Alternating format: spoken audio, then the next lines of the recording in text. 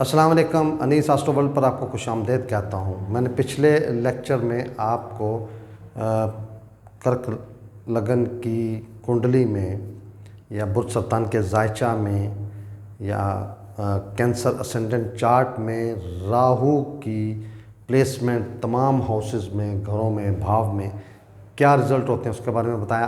आज हम बात करेंगे केतु की कि केतु कर्क लगन कुंडली में या बुर्ज सरतान के जायचा में या कैंसर असेंडेंट चार्ट में इसके क्या रिज़ल्ट होते हैं उसके बारे में बताऊंगा। शुरू करते हैं। केतु अगर लगन में ही मौजूद, ये 4 नंबर लिखा हुआ है, इसका मतलब है कि ये बुर्ज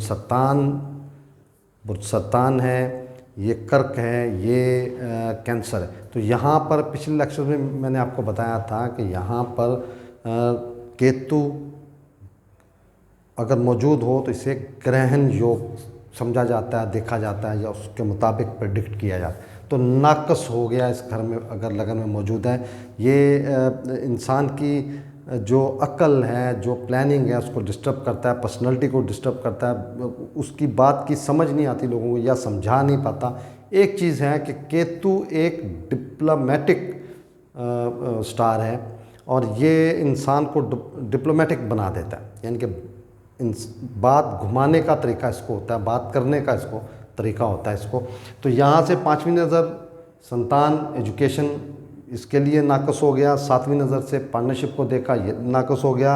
9वीं नज़र से भाग्य को देखा, वालिद साहब के साथ नहीं बनती, मज़हब के मामले में नाकस हो गया।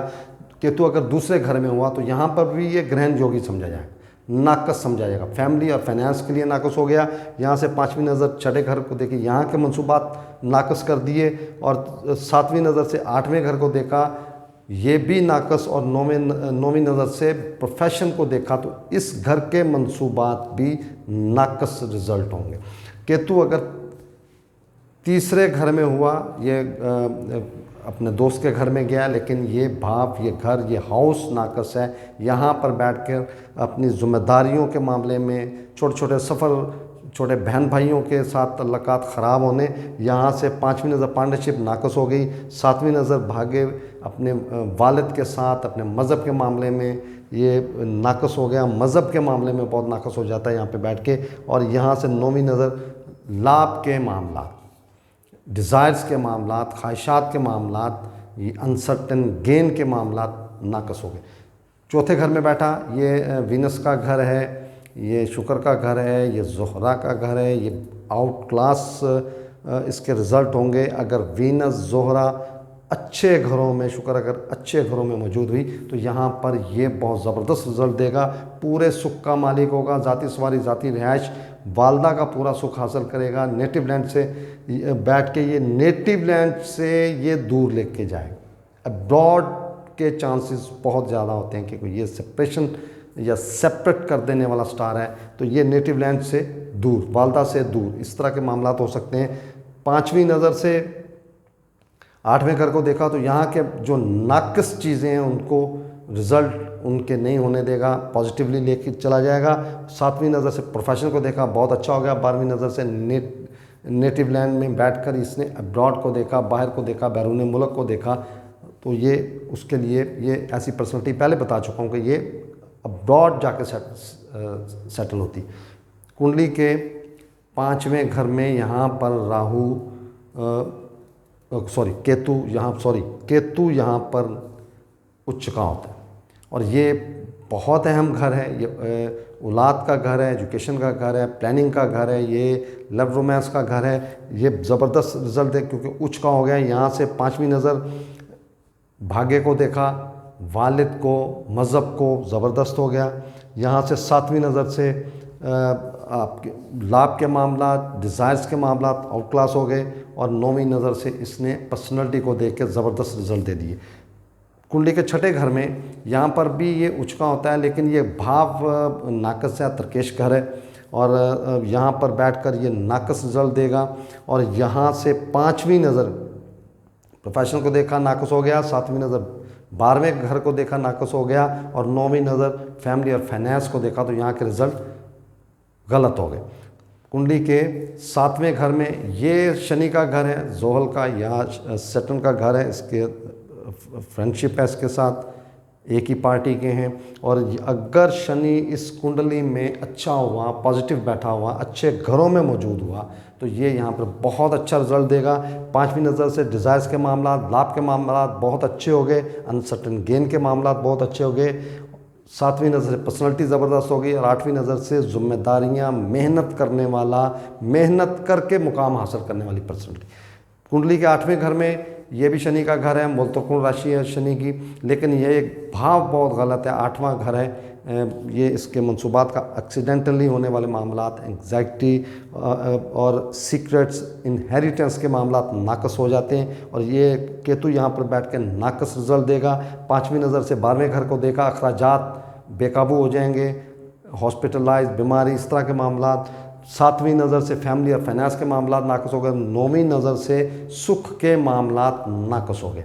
9वें घर में बैठ गया, ये जुपिटर का घर है, ये यहाँ पर अच्छा तो नहीं है लेकिन बुरा भी नहीं होगा, कई मामलात में नाकस रिजल्ट देगा, मज़हब से दूर हो जाएगा, वालिद साहब के साथ नहीं बनेगी, लेकिन डिप्लोमेटिक जो अपनी इसकी सिचुएशन है यहाँ पे बैठ के, ये अच्छी यहाँ पे पोजीशन अच्छी दे जाता है। ऐसा जो शख्स होता है, आदमी होता है जिसके 9वें घर में बैठा हो। यहाँ से 5वीं नज़र पर्सनैलिटी देखी, पर्सनैलिटी को अच्छा कर दिया इसने। जिम्मेदारियाँ 7वें घर से छोटे बहन भाइयों के साथ नहीं बनेगी, जिम्मेदारियाँ उनकी पूरी नहीं करेगा, मेहनत बहुत करने वाला होगा। और 9वीं नज़र से जब इसने एजुकेशन को देखा, औलाद को देखा, तो वहाँ के मामलात भी ये अच्छे कर देगा।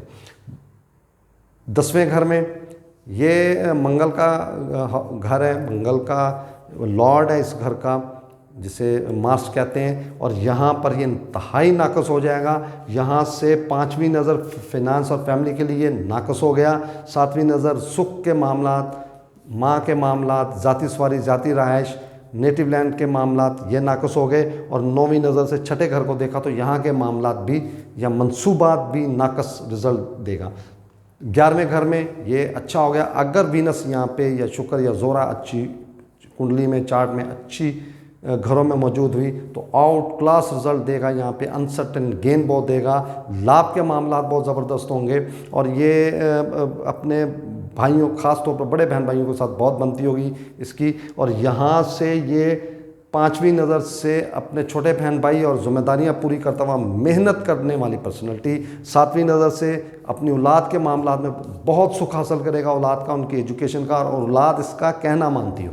ऐसी आउट क्लास पोजीशन ऐसे जायचे वाले या कुंडली वालों के साथ होती है। और 9वीं नज़र से पार्टनरशिप देखा तो पार्टनर जो है मेल है तो फीमेल, अगर फीमेल है तो मेल एक दूसरे का साथ देने वाली पर्सनैलिटी होगी। डेली वेजेस बहुत अच्छे हो जाएंगे।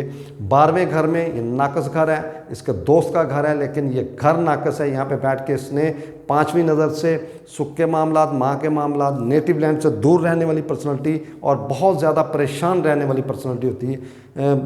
10 रुपया कमाएगा और 20 रुपया खर्चा होगा, इस तरह के मामलात होंगे। सेटल होना इसके लिए बहुत मुश्किल होगा।